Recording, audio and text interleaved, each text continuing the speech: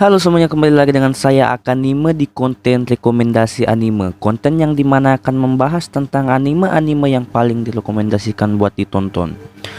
Dan ya, pada video kali ini saya akan memberikan anime-anime yang paling direkomendasikan buat kalian yang udah SMA atau buat kalian yang udah dewasa dan umurnya itu udah 17 tahun ke atas, oke? Jadi 17 tahun yang saya maksud di sini tuh bukan karena genre anime yang saya ingin bagikan bergenre harem atau ecchi, tapi di sini saya akan memberikan anime yang ceritanya itu tergolong berat, dan buat kalian yang masih SMP ke bawah itu saya yakin kalian gak bakal bisa memahami isi dari anime ini coy, oke? Jadi anime yang pertama yang saya rekomendasikan buat ditonton oleh kalian yang udah SMA itu adalah anime Seishun Butayaro wa Bonigar Senpai no Yume wo Minai, atau dalam bahasa Inggris itu biasa dikenal dengan Rascal Does Not Dream of Bonigar Senpai, atau yang biasa disingkat dengan Seishun Butayaro atau Bonigar Senpai. Anime ini bergenre komedi, romance, cool, supernatural, dan anime ini tuh memiliki 13 episode dan 1 movie. Jadi sinopsisnya, anime ini tuh bercerita tentang sebuah fenomena yang menyerang para remaja yang di anime ini tuh disebut dengan sindrom pubertas. Oh iya, sebelum kita lanjut ke sinopsisnya, rasanya itu nggak afdol kalau kita itu nggak tahu nama dari karakter yang ada di anime ini. Jadi anime ini tuh memiliki 7 karakter utama yang sering ditampilkan di animenya. Ya sebenarnya 8 sih, tapi karena karakter yang satu ini tuh jarang muncul di anime, jadi saya hanya menganggap kalau karakter ini hanya karakter sampingan yang ada di anime ini.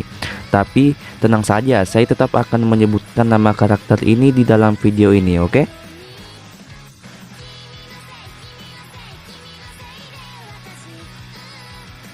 Jadi karakternya itu ada Mai Sakurajima, Sakuta Asusagawa, Shoko Makinohara, Kaede Asusagawa, Ryo Futaba, Tomoe Koga, Nodoka Toyohama, dan karakter terakhir yang saya sebut tadi sebagai karakter sampingan itu bernama Yuma Kunimi. Oh iya, satu lagi. Jadi buat kalian yang belum nonton anime ini dan kalian nonton video ini, mungkin video itu akan memberikan kalian sedikit spoiler ya. Jadi buat kalian yang gak suka sama spoiler, mending kalian gak usah nonton video ini dan langsung nonton animenya aja cuy, oke? Jadi awal anime ini tuh bercerita tentang Sakuta Asusagawa yang bertemu dengan Mai Sakurajima, yang pada saat itu Mai Sakurajima terkena sindrom pubertas, dan sindrom pubertasnya itu Mai Sakurajima dilupakan dan menghilang dari pandangan orang-orang di sekitarnya kecuali sama Sakuta Asusagawa. Dan Sakuta Asusagawa pun membantu Mai Sakurajima untuk menghilangkan sindrom pubertas itu. Oh iya, dan kalian juga harus tahu kalau semua karakter di anime ini tuh terkena sindrom pubertas kecuali karakter yang saya sebut sebagai karakter sampingan tadi, yaitu Yuma Kunimi. Contohnya, saat Sakuta yang pas bangun tiba-tiba memiliki bekas cakaran di tubuhnya, Shoko Makinohara yang sebenarnya masih SMP, dan tiba-tiba ada Shoko Makinohara kedua yang sudah SMA, Kaede Asusagawa yang hilang ingatan gara-gara dibully di internet, Ryo Futaba yang tiba-tiba ada 2 versi rambut panjang dan versi ikat rambut. Oke lanjut, ada juga Tomoe Koga yang bisa mengulang hari yang sama, Nodoka Toyohama yang tiba-tiba bertukar tubuh dengan Mai Sakurajima, dan Yuma Kunimi yang nggak ada. Dia itu satu-satunya karakter di anime ini yang tidak kena sindrom pubertas, oke? Makanya saya bilang kalau karakter ini itu hanya karakter sampingan. Jadi mungkin itu aja sih buat sinopsis dari anime Seishun Butayaro ini. Soalnya kalau saya menceritakan sinopsis anime ini lebih banyak, video ini tuh akan sangat spoiler ya. Jadi intinya itu anime ini sangat saya rekomendasikan buat ditonton oleh kalian yang udah SMA, oke?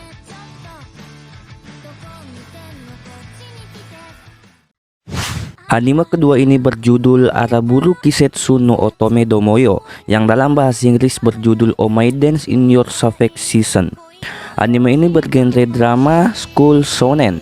Dan sebelum kita lanjut lagi, untuk kalian yang masih SMP ke bawah, sebaiknya kalian tidak menonton anime ini.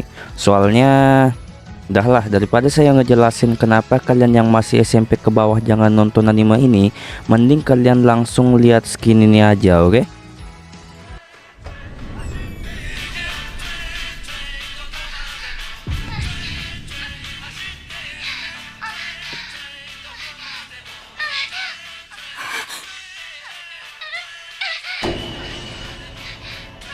Udah, segitu aja. Ntar kena copyright kuy. Tuh orang kedapatan comli bangsat. Bayangin kalau kalian comli terus kedapatan sama orang tua kalian. Saya yakin kalian pasti malu. Apalagi kalau yang dapat kalian comli itu teman masa kecil kalian, woi. Yang lihat cewek lagi anjing. Dan jangan tanyalah saya lagi kenapa kalian yang masih SMP ke bawah jangan nonton anime ini. Karena cerita di anime ini tuh berat cuy. Saya aja yang udah kelas 11 SMA harus ngulang 1 sampai 2 kali beberapa skin biar saya paham alur cerita di anime ini. Udah itu aja. Jadi anime ini tuh bercerita tentang sekelompok siswi di sebuah klub sastra yang membaca suatu karya novel dan mendiskusikan isi dari novel tersebut. Dan kalian tahu apa isi dari novel itu? Coba lihat ini. Maksud dari nektar itu apa coba? Tapi waktu awal nonton saya masih berusaha untuk berpikir positif. Ya, saya berpikir kalau nektar yang dimaksud di sini itu seperti madu dan lain-lain. Tapi setelah itu, coba kalian lihat bagian ini nih. Itu orang ngomong tentang ngewe bangsat. Itu maksudnya apa coba? Pikiran saya yang awalnya positif tiba-tiba jadi negatif. Negatifnya pakai minus, sampai-sampai minusnya pakai kacamata. Inilah alasan kenapa yang SMP ke bawah jangan nonton anime ini. Ya sebenarnya nggak apa-apa sih kalau kalian memang sangat ingin nonton anime ini. Tapi yang saya takutkan itu entar baru episode 1 tiba-tiba kalian kayak orang ini. Dan setelah episode 5 kamar kalian penuh peju. Kan nyusahin ya kan. Tapi kalau kalian masih sangat ingin nonton anime ini, ya nonton aja. Saya juga nggak masalah asalkan jangan sampai merugikan diri kalian dan orang lain, oke? Anime yang ketiga ini berjudul Koi to Uso atau judul dalam bahasa Inggris itu Love and Lies. Anime ini bercerita tentang negara Jepang yang jodoh dari setiap orang itu ditetapkan oleh pemerintah Jepang. Dan untuk cerita lebih detailnya, anime ini tuh bercerita tentang seorang anak laki-laki remaja yang bernama Yukari Nejima yang menyatakan perasaannya kepada seorang gadis yang disukainya sejak lama bernama Misaki Takasaki. Dan dia tetap mengungkapkan perasaannya walaupun Nejima dan Takasaki telah memiliki pasangan yang telah ditetapkan pemerintah. Jadi kenapa saya merekomendasikan anime ini untuk ditonton oleh anak SMA? Karena cerita di anime ini itu menurut saya ya cukup berat tapi bagus untuk disimak. Karena di anime ini tuh kita bisa merasakan bagaimana perasaan Nejima yang menyukai Takasaki sejak lama. Tapi Takasaki bukan jodoh Nejima. Dan parahnya lagi, jodoh Takasaki itu sudah ditetapkan oleh pemerintah dan dia bernama Ririna Sanada. Gimana? Rumit kan? Tapi tenang saja, walaupun cerita di anime ini itu tergolong rumit, tapi kalau kalian udah memiliki otak anak SMA, saya yakin kalian akan mengerti dengan alur atau cerita di anime ini. Ya itu aja sih, soalnya kalau saya cerita lebih banyak tentang anime ini, Anda akan menerima spoiler lebih banyak, oke? Jadi, anime keempat yang saya rekomendasikan untuk ditonton ini adalah anime Tadakun wa Koi wo Shinai atau biasa disingkat dengan Tadakun wa Koi. Anime ini bergenre komedi, romance, slice of life dan memiliki 13 episode. Jadi singkatnya anime ini tuh mengisahkan tentang anak SMA bernama Tada Mitsuyoshi yang menggeluti bidang fotografi. Dan saat sedang memotret kastil, ia bertemu dengan gadis bule bernama Teresa Wagner. Dan dari sinilah awal dari pundi-pundi cinta mereka dimulai. Jadi kenapa saya mengatakan kalau pertemuan mereka ini adalah pundi-pundi cinta? Karena sejak saat itu Teresa dan Tada Mitsuyoshi lebih sering bertemu tanpa sengaja. Dan bahkan Teresa bersekolah di sekolah Tada Mitsuyoshi. Oh iya, satu lagi, saya memasukkan anime ini dalam anime rekomendasi buat ditonton oleh anak SMA. Karena di salah satu skin di anime ini Tada memiliki quotes yang menurut saya itu quotesnya itu benar-benar mantap jiwa. Dan quotesnya ini sangat cocok buat kalian anak SMA yang sering menyesal atas perbuatannya. Quotesnya kayak gini. Daripada kembali ke masa lalu, bukankah mencegah penyesalan yang sama terulang kembali itu lebih baik? Oh iya, dan juga quotes di anime itu sebenarnya banyak ya. Tapi karena kalau saya masukin semuanya, video ini bakal jadi panjang dan sangat panjang, oke? Jadi saya cuma mengambil satu, dan yang satu ini saya jadikan pedoman hidup saya cuy, oke?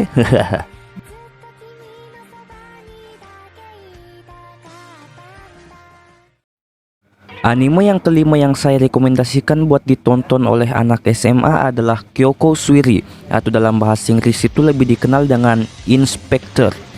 Ini cara bacanya inspektor atau inspektor ya cuy, saya juga nggak tahu ya. Anime ini tuh menurut saya sangat layak buat ditonton, walaupun cerita di anime ini tuh tergolong berat ya. Ya, soalnya genre dari anime Kyoko Suiri ini adalah komedi, demons, misteri, romance, shonen, dan supernatural. Ya, kita semua tahu lah ya, kalau anime yang bergenre misteri dan supernatural itu biasanya ceritanya itu emang berat-berat. Tapi menurut saya, anime Kyoko Suiri ini itu sangat layak untuk ditonton karena cerita di anime ini tuh padat. Kenapa saya mengatakan padat? Karena saya aja yang nonton anime ini dari episode 1 sampai episode 7 itu benar-benar nggak ngerasain kalau saya udah ada di episode 7. Saya kira saya baru ada di episode 4 atau 5. Jadi walaupun anime ini tergolong anime yang ceritanya berat, cerita di anime ini tuh masih bisa dinikmati lah, dengan catatan kalian itu harus paham isi dari anime Kyoko Suiri ini. Ya itu aja sih. Dan juga sinopsis dari anime ini itu adalah seorang gadis yang bernama Kotoko Iwanaga yang pada usia 11 tahun diculik oleh yokai. Jadi buat kalian yang nggak tahu yokai, yokai itu semacam iblis atau setan ya.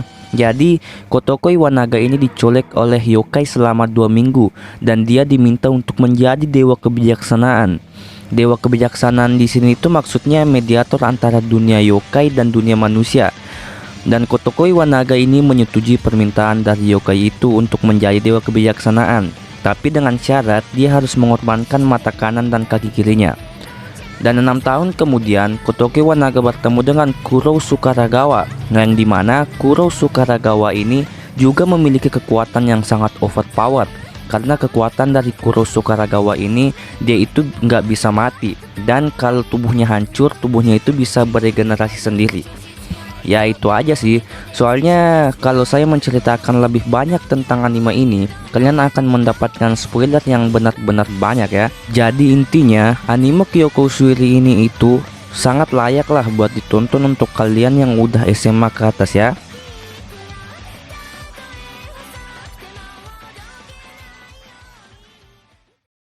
Oke, jadi mungkin segini aja dulu buat video rekomendasi anime yang paling cocok ditonton oleh anak SMA ya.